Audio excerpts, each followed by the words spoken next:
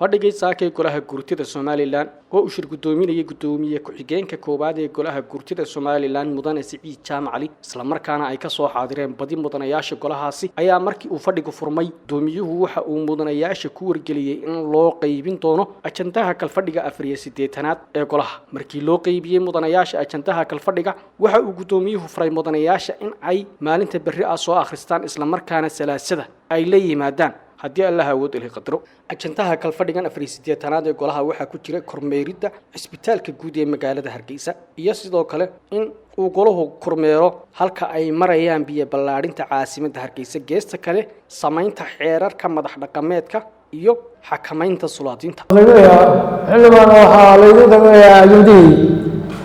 inta ajandaha la qaybinayo waxaan la soconaa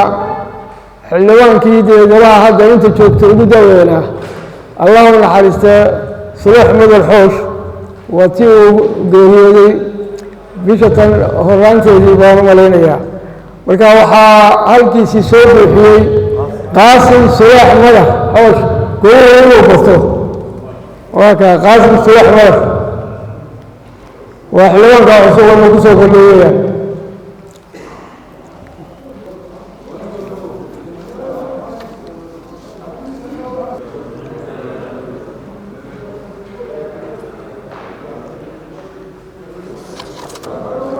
وشغاله هنتي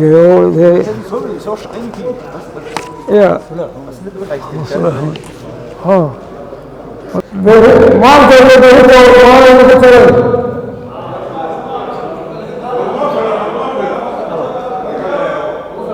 يا جماعه ثلاثه انتم سووا ثلاثه ما تقدر